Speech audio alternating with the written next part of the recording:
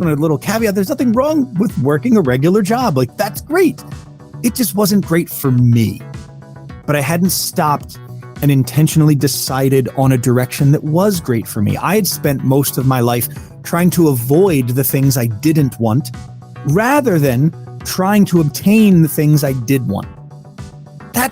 And there's a lesson for folks that are listening that it took me a really long time and a lot of surgeries, a lot of difficult struggles to learn. Is, are we waking up in the morning and pursuing relentlessly the things that we want? Or are we waking up in the morning and just simply running from the consequences we don't want? You know, are you going to work because this is what you love to do? Or are you going to work because you fear that if you don't, you won't be able to make rent or the mortgage or payments? Or I'd argue that there's a lot of people out there who wake up and go to work just so they don't, rather than so they get to. So, like, I don't need a business to give me a paycheck. Individual people can pay me money very simply. The friction is gone from that environment. So businesses now need to reimagine, redefine what their value is. What is your value proposition to an individual? It's not the paycheck in most cases. That's barely enough to survive. What is it that you're really offering as part of your employment experience that inspires someone to wake up in the morning and say, I want to be there? Not, I'm going to be there so that I'm not homeless. And there's many people who have to make that decision. That's a very difficult place to be. But what if you were an organization full of people who woke up because they wanted to be there? I call those people encore performers. You know, they're the type of person who deliver a performance for their organization and for their clients that makes the organization go, man, I want to experience that again tomorrow. And so these are then also encore organizations where people who work there or who do business with these companies go, that was so great, I want to do it again tomorrow. How do we create that type of employee experience? We have to invest in the people first, because the people are the ones who touch the customers. The customers touch the product and decide whether or not they want to come back again. And if they want to come back again, that creates profit, which then gets distributed to our shareholders.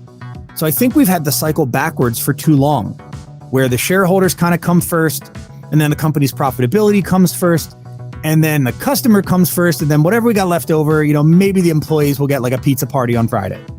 And folks just aren't going to stand for that now that they know I can set up a PayPal account, I can connect to Wi-Fi anywhere, and so I can start a blog, I can start a YouTube channel, I can start an Etsy store, I can start a this, a that, and I can get paid while being anywhere, doing anything. I don't need this business, this bureaucracy, I don't need this anymore in my life.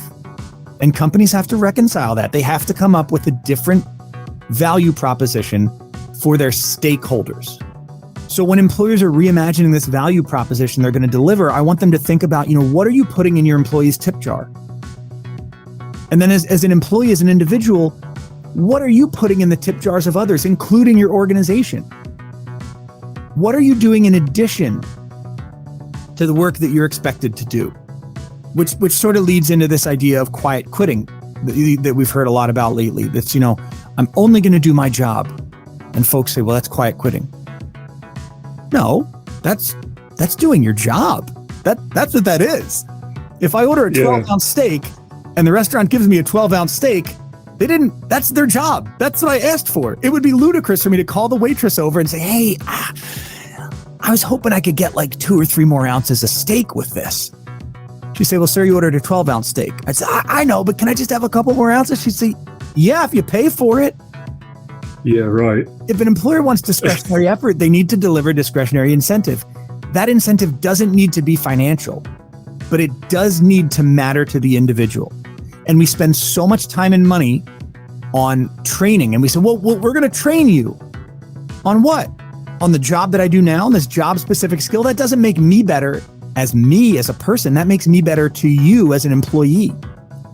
The perspective shift is, if we invested some of that money in making the employee better as a person, they'd show up as a better employee because of that example I showed you earlier, the 2 accountants, same CV. One is a better I don't want to say better person because that's not exactly what I mean, but they're a more well-rounded, a more well-developed person, they're going to perform better in that role.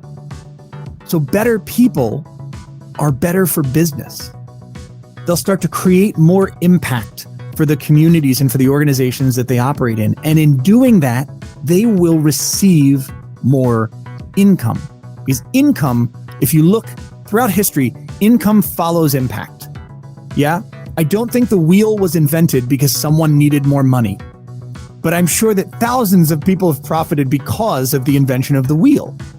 Income follows impact, not the other way around. The only folks I know who can get income before impact are bank robbers and criminals. So, I mean, I guess that's an option, right? Find a bank, go rob it. There you go. There's your income.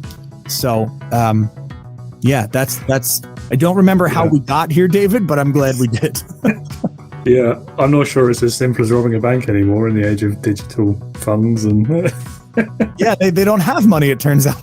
Yeah, Got to order it.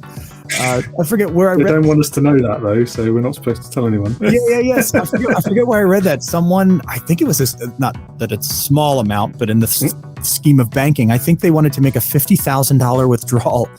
And the bank said, you'll have to come back in 2 days. We need to get, order that money. It's like, wait, you don't have $50,000 here? One would think you should have that. Yeah, seems like it, doesn't it? But maybe not.